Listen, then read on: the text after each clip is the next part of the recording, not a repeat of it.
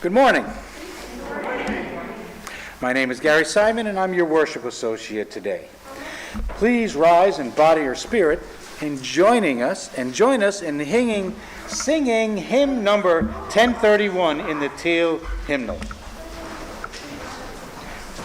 Filled with loving kindness.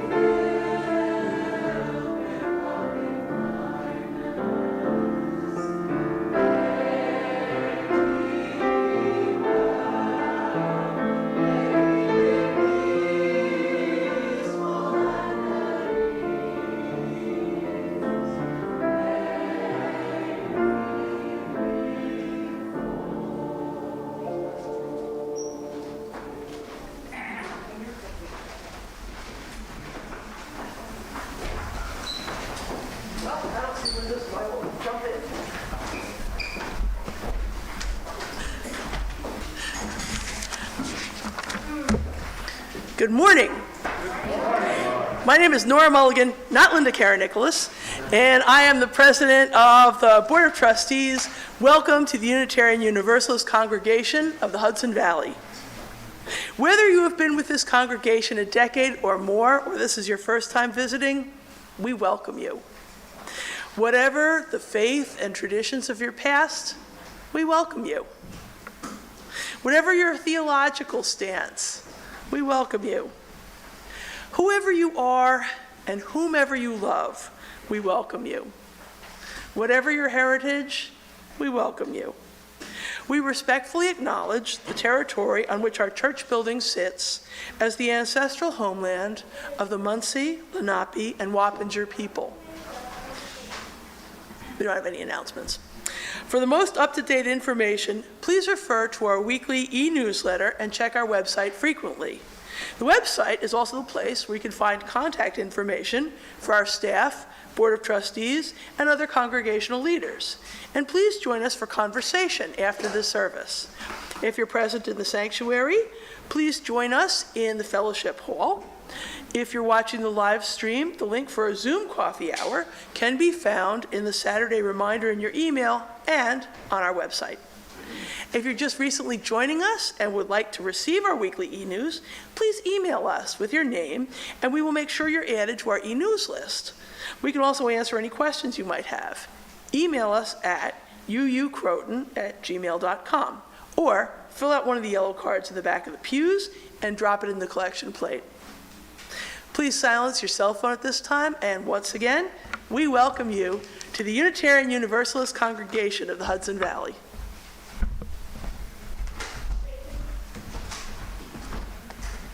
Good morning. Now is the time in our service to pause, to remember that we are a community among communities, and that as we gather in our congregation, all across this state and all over the world, communities are finding hope, even in these difficult times. This morning, we will ring our bell 8 times for our 8 principles of faith, from the inherent worth and dignity of every person to a commitment to build a more diverse, beloved, and just community.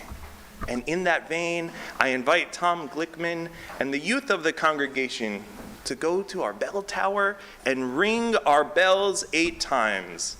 And may our neighbors hear that and be curious and come here next weekend.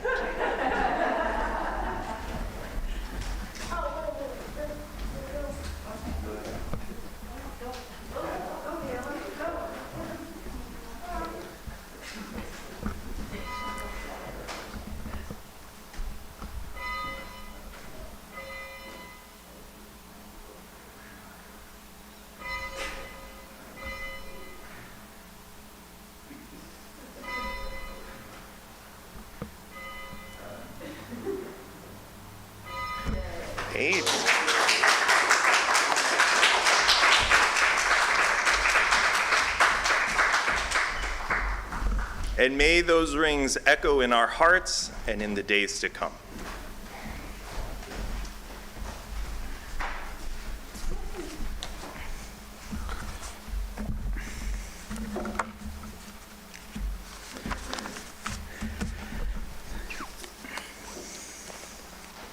Today's chalice lighting words are by Deborah Falk.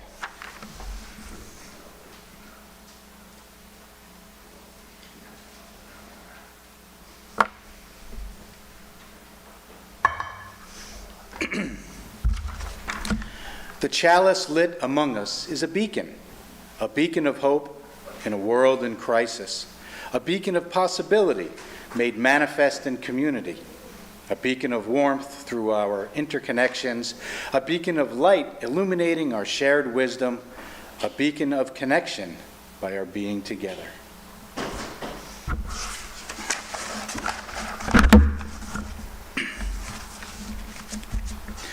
Now, please join me in saying our unison affirmation, and the words are in your order of service. Inspired by love, our mission is to seek our true nature, connect deeply and openly, and act for justice.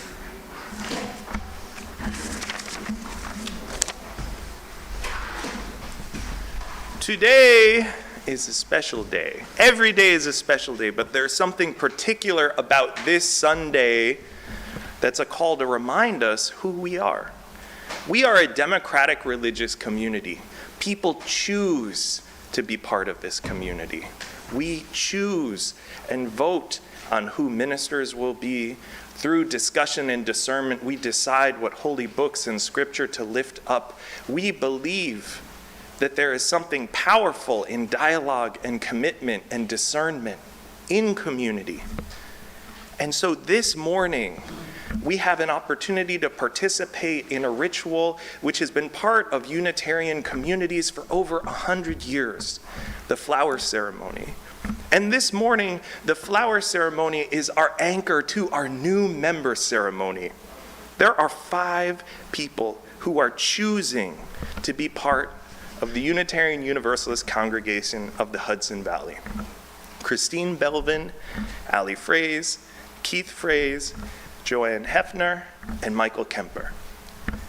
However, this morning, we will not be able to give a flower to everyone in person because Ali and Keith, unfortunately, are at home with COVID. And their symptoms they're working through, but they don't want to obviously come into this space. So we're holding them and their children close. And I've assured them we will do this ceremony with them when they are able to come. And Christine, our thoughts and intentions are with her. She is not able to come with us today because she is in the hospital.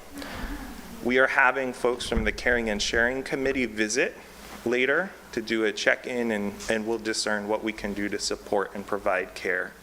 And so even on this joyful day, we have these tender realities.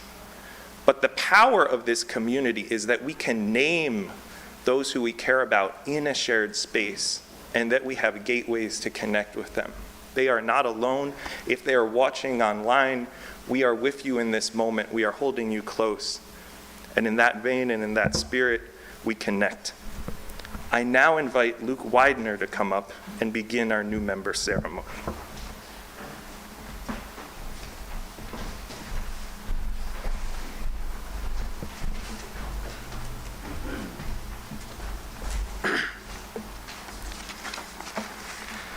Miguel Servetus, an early Unitarian, once wrote, "It is harder to love than it is to believe." Servetus was convinced that more values united Judaism, Christianity, and Islam than divided them. Seeking wisdom from the world's religions inspires us to this day. At this moment, I invite our new members to come forward. Michael, Joanne, please come to the front.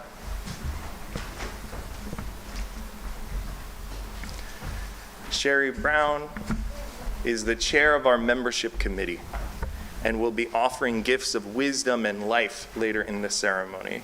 Wisdom is a meditation book of Unitarian and Universalist poems, hymns, prayers, and life is a rose, a plant.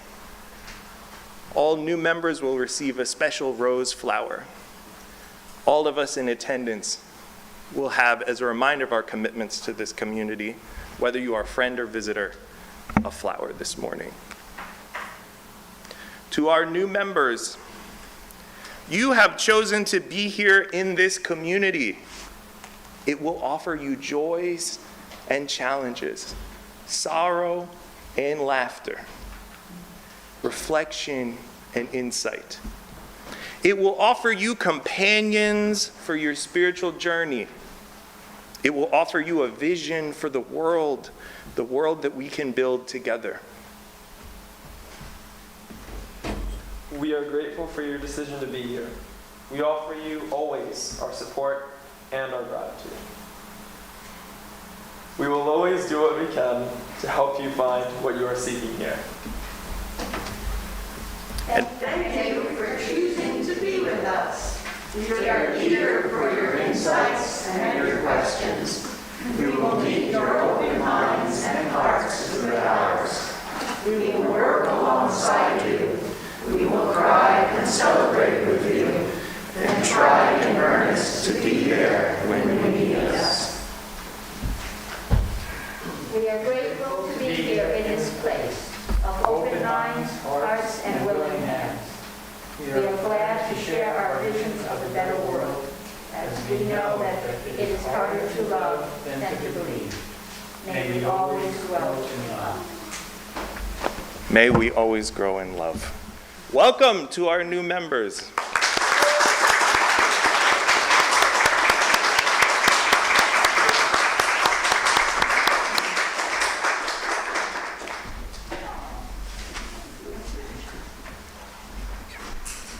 Thank you, Luke.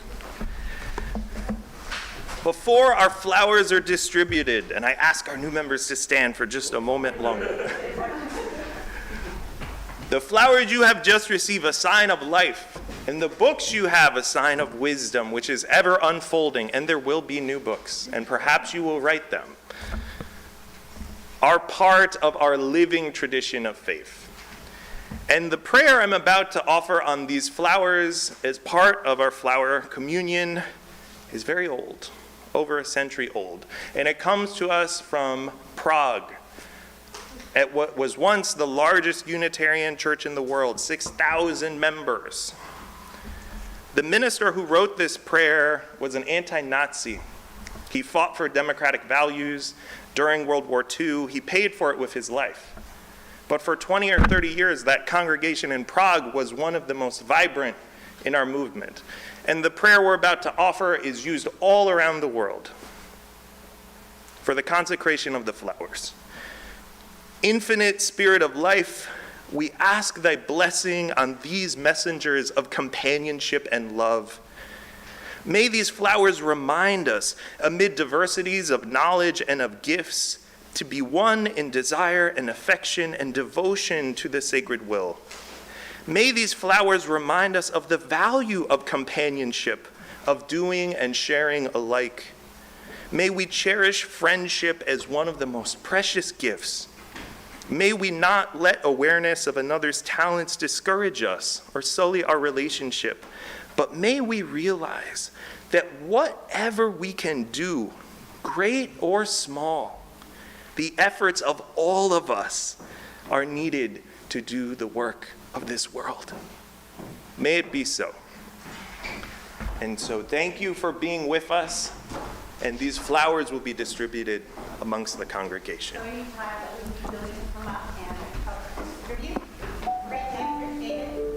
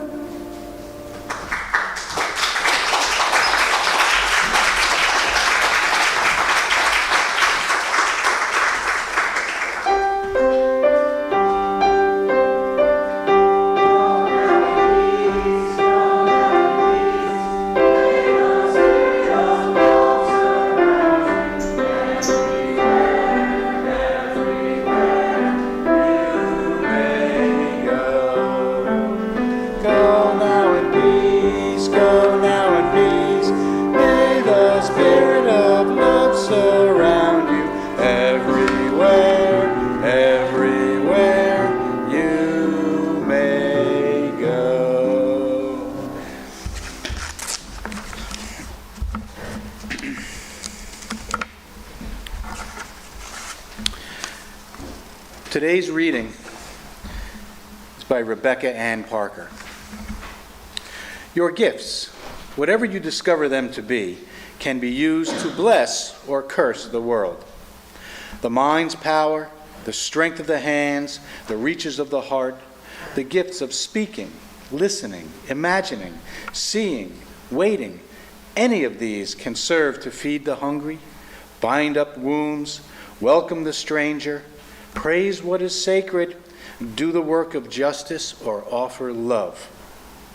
Any of these can draw down the prison door, hoard bread, abandon the poor, obscure what is holy, comply with injustice, or withhold love.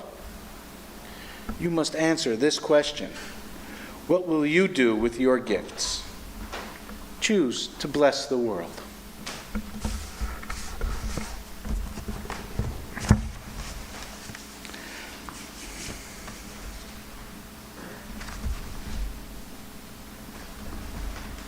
Oh, excuse me. My turn still. Let us now bear witness to the joys and sorrows experienced in our community. If you have a brief yet personally significant joy or sorrow that you're willing to share, please come up to the microphone. Speak loudly so that everyone can hear you, including the people at home. If you would prefer to only have a candle lit without speaking, please just stand or raise your hand, and I will light a candle for you.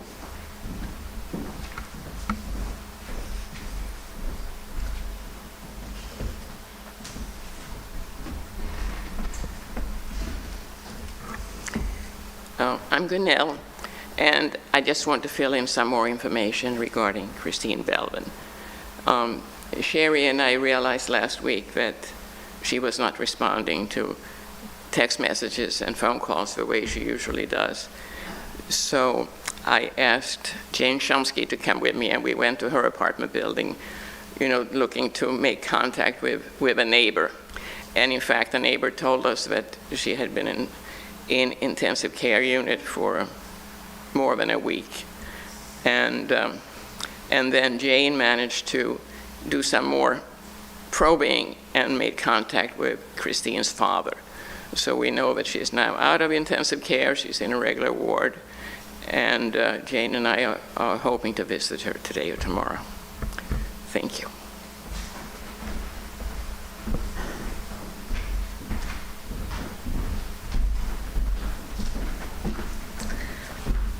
Hi, I have a joy and a sorrow.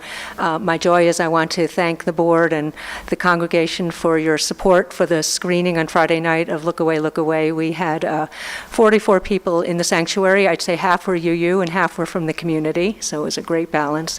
And 6 were on Zoom, and it was a very positive, stimulating evening, so thank you. And my sorrow is to share that I heard from Matt and Christine Clayton, and Matt's mother passed away on Saturday after a lengthy illness, so keep her in your thoughts.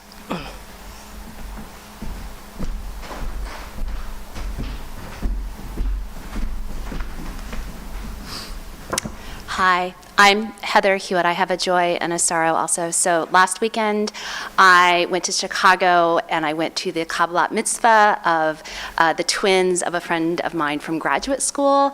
And it was just such a lovely experience. It was the most amazing community that my friend and her husband belongs to. And so I just was so happy to be a part of that.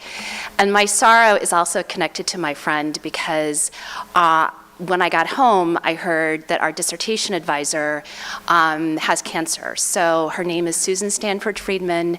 She directed both of our dissertations. She's an extraordinary woman and has just retired in the past couple of years. So please keep her in your thoughts and prayers.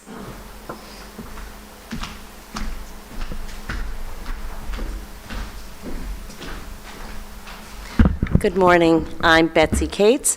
I have 2 joys. One is that my daughter and I bought her plane ticket to come home for Christmas from Seattle, so I'm beyond excited that she'll be home for Christmas for the first time in a lot of years. My other joy is that my son is leaving on Tuesday. It's joy and trepidation. He and a friend are traveling through Southeast Asia for 5+ weeks. He does not yet have his return ticket. He's an unusual person, and I'm so excited for him and his journey. It's going to be quite remarkable, I'm sure.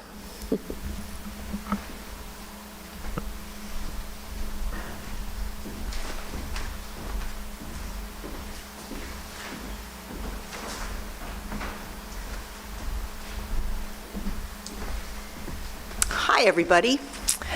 I just wanted to mention that I saw Nanette, Nanette Kress, last week sometime, and she mentioned she was going in for knee surgery, so I'd like us to keep her in our thoughts. And today reminds me, of Susan Pete, who welcomed me to this community, and so I'm thinking of her. And Dave Morkel, who gave me my flower and my books when I finally joined as a member. So this is a very special day for me. Thanks.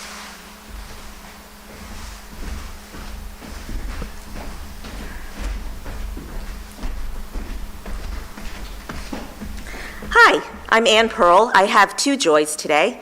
My first joy is that I got to spend a week at Disney World with my grandchildren. And my second joy is that I'm now back from Disney World after having spent a week there with my grandchildren.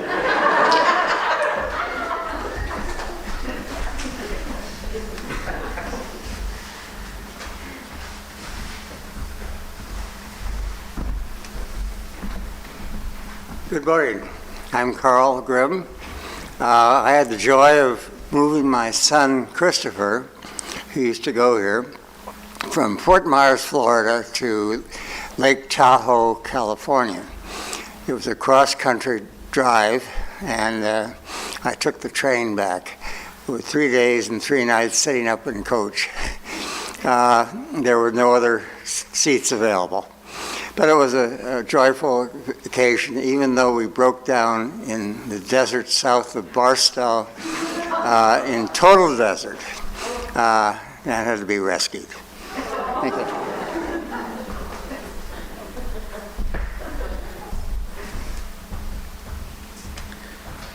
Sounds like a typical grim adventure.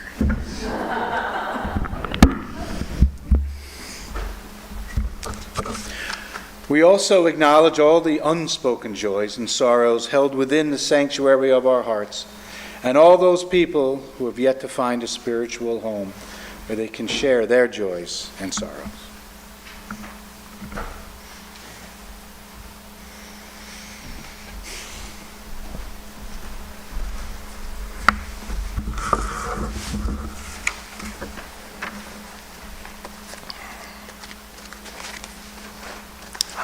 So many candles this morning.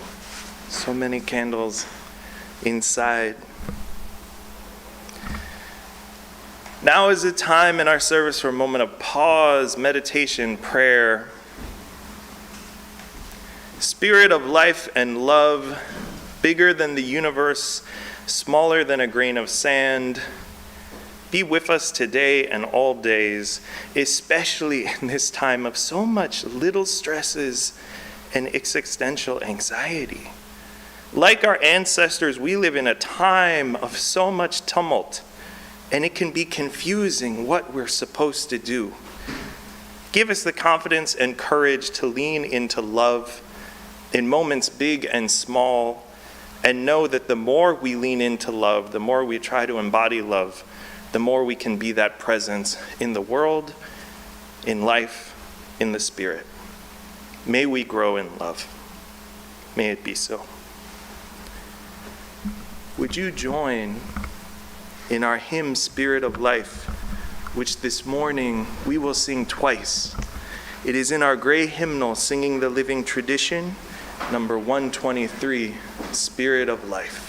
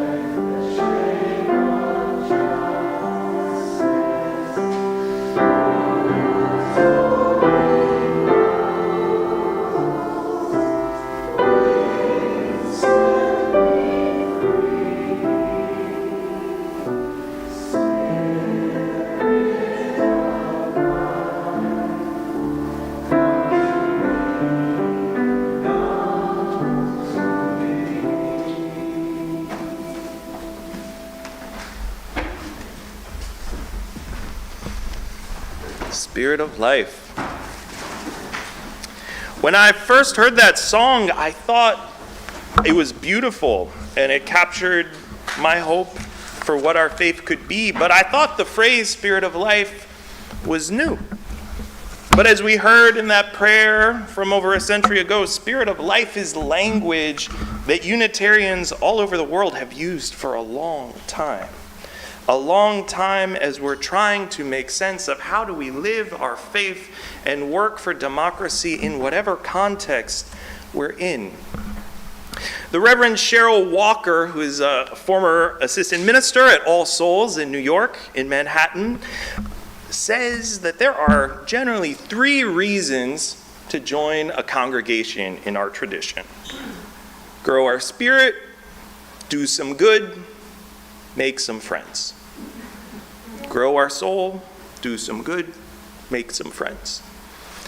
And she acknowledges for different people there might be individual different priorities. Maybe it's making friends as the core curiosity and interest. For others it might be social action and trying to embody social justice in the world. For others it might be finding a time in a week that is so full of stresses to reconnect and center down. And the health of a congregation and our religious movement is holding all 3 of these beautiful things in creative tension. Because all 3 of those parts allows us to have roots and wings as a spiritual movement. There have been thousands of Unitarian and Universalist communities over the world in different spaces, using different languages over the past 500 years.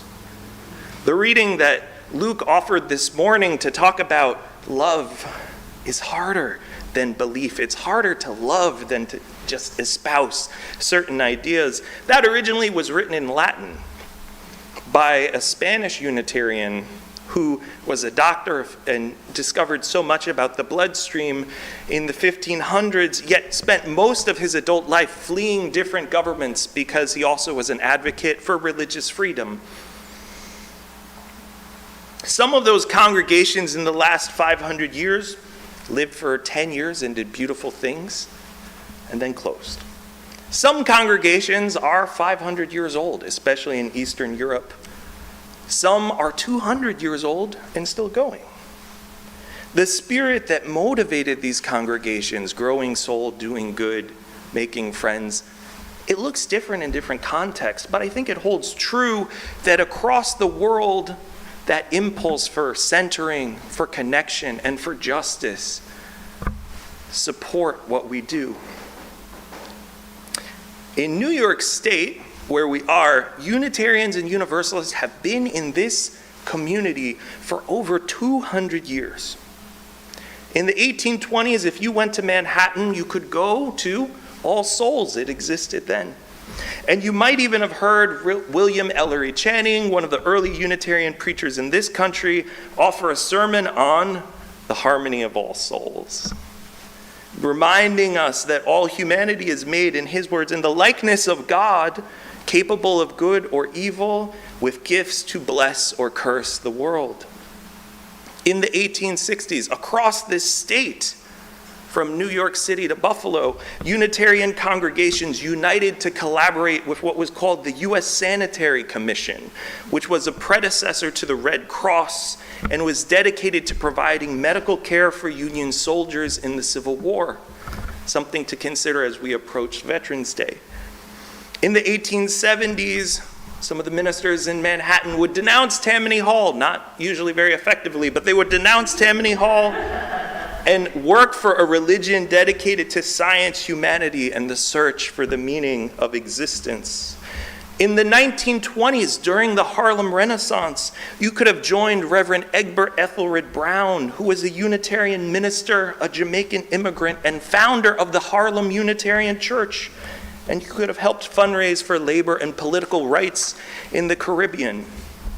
And after World War II, you could have attended a Unitarian service in the Bronx, in Yonkers, in Rochester, in Buffalo, perhaps inspired by the witness of the Czech Unitarians. Just like we did today, you could have participated in a flower communion ceremony. Or maybe You would have been a founder of one of the new startup congregations on Long Island, upstate, or here in Westchester. Communities like Croton-on-Hudson, creating religious education programs, providing safe space for those distressed or oppressed by the McCarthy paranoia of the period. Perhaps you were in an interfaith marriage looking for a place to raise your kids, or looking to find a religious space you could be honest.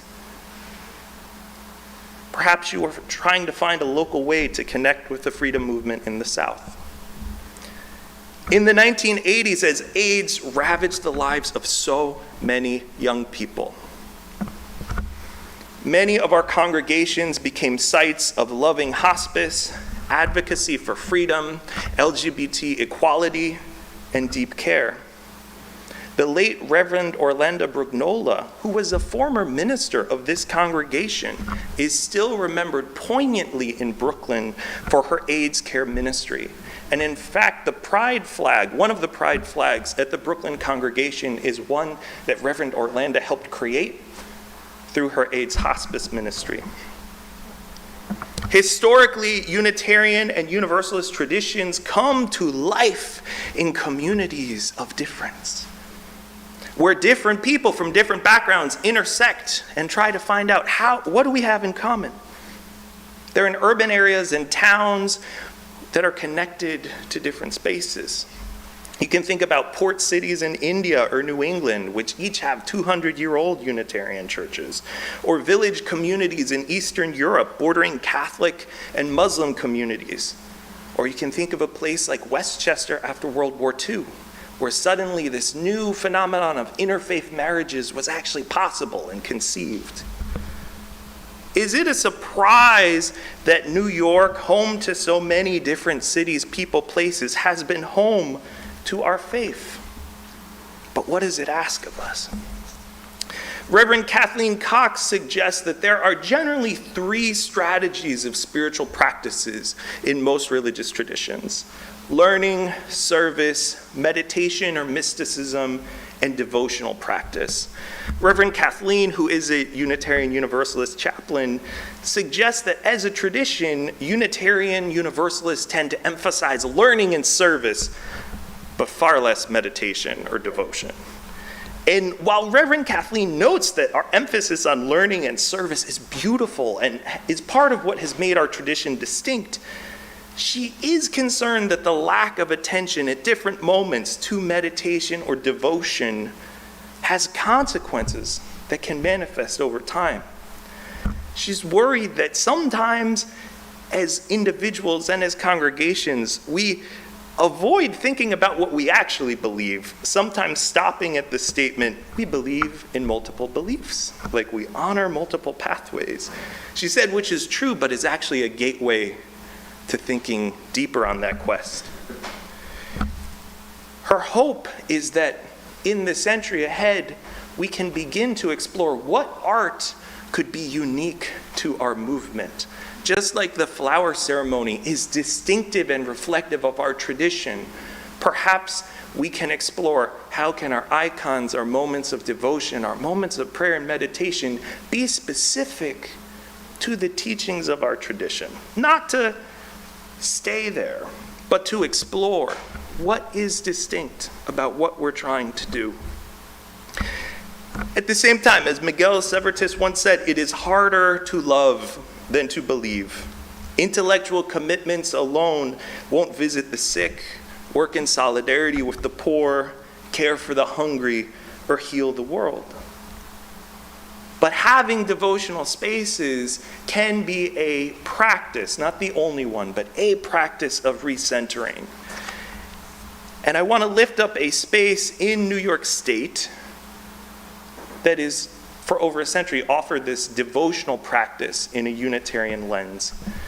At the Unitarian congregation in Brooklyn, on the right side aisle, you will find a most unusual altar. It is called the Chapel of All Faiths. First constructed about 100 years ago, the chapel has symbols of many of the world's religious traditions: a Madonna, fish symbols for Christianity, a menorah, a Muslim prayer rug, Hindu prayer candles, an icon of Confucius, a wooden carving from the 19th century, adapting an old Unitarian hymn reading, "Light of ages and of nations, every race and every time has received thine inspiration, glimpses of the truth sublime." And since its inception, many interfaith couples have had marriage ceremonies in that chapel space. But in the 60s, it was also a site of protest. Dr. Vo Than Minh was an exile from the South Vietnamese government and a religious professor. And to protest the military government in his country, he participated in a multi-month fast at that chapel. Congregants, reporters, the wider community would come and visit Dr. Than Minh and publicize his protest and witness for human rights. While in his meditative practice at the chapel, Dr. Than Minh created a special calligraphy which is still inscribed in the altar, which reads, "God and all people are one." Dr. Than Minh, after his protest, returned to South Vietnam, and this is heavy. He was arrested for treason, but the congregation used its network and they leveraged their connections at the U.S. State Department and advocated for his release. And Dr. Than Minh was released in South Vietnam. But then, and this is the deep sorrows that are part of life too, Dr. Than Minh was actually killed from a bombing from a U.S. Air Force plane. And some of the longtime members at that congregation still speak to the witness and presence of Dr. Than Minh. And that might seem painful and tragic and angering, because it is, but it also calls us into an awareness of this moment. Because just as the 70s brought the aftermath of the war and questions of how religious communities would respond or support refugee families and communities, we, in the aftermath of the war in Afghanistan, are faced with similar questions. How are we able to welcome our neighbors? And poignantly, just this past week, as we know, as there have been over the last 5 years, rising experiences of anti-Semitism and anti-Jewish hatred. Hundreds of synagogues in New Jersey in the last few days were given a warning from the FBI that they may be targeted from an attack. It's like these old ghosts of violence keep coming forward. And the truth is, they never left. But the truth is, neither did this candle. Neither did this faith. Last fall, at a political candidate forum at the Brooklyn congregation, one of the candidates noted he was Jewish, and glancing over at the iconography of the Chapel for All Faiths, he just shared to the gathered community, "I know this is a church, but I see the menorah." And then he smiled and he said, "I am confused. I am confused, but I feel safe and I feel welcome. Thank you." From the promises made at wedding ceremonies to the testament of a religious exile and human rights fighter, to the pleasant bewilderment of a small business owner, this one chapel, a physical space for meditation and devotion in a Unitarian style, has stood for over a century and provided an opportunity to breathe and to center and to reconnect through ritual and contemplation. And our invitation in our own spiritual practices, in the poems we write, in the walks we go on, in the space we share together, is how can our art, our music, and our sanctuary be a source of welcome and comfort and inspiration to resist the evils that we know are real? That spiritual quest in service, in learning, in education, in meditation, in devotion, these are what our faith is about. There are many rooms in the house of the eternal, and there is room for you. And for over 200 years, in different contexts, Unitarians and Universalists have sought ways to respond. We live in a moment of stress as a nation. I, perhaps like you, have been growing in concern at the amount of political violence in this state and nationally. I, perhaps like you, am concerned when I hear about elected officials having harassing, threatening phone calls, when candidates for office or their families are placed under threat, when houses of worship like our own sometimes are targeted by protesters. And our gift and our heritage suggests that just like the film screening that was hosted here on Friday, we cannot look away. We have to be present. We have to accompany one another in this time. The forces of evil win when good people do nothing. And the forces of alienation grow when communities are not cherished and stewarded. Being part of a community in 2022 is actually rare. Many people are looking for connection, and many powerful people are offering connection, not based in love, equity, and compassion. Regardless of any electoral situation, we will be here. We have an opportunity to invite, to create spaces for devotion, to do service in the world, to love one another, and to resist those who monetize hate or use faith for political tools. I'm not interested in political parties. I'm interested in communities of care and connection. What are we choosing to bless in this world? To our new members in 2022, welcome. To our renewed members and friends in 2022, welcome. To all of us, whether you're on Zoom or in the third row, as our ancestor in faith once told us, in a context filled with violence, it is harder to love than to believe. And may we grow in love. May we grow in love together in the days and weeks and months ahead for ourselves and for this world. May it be so.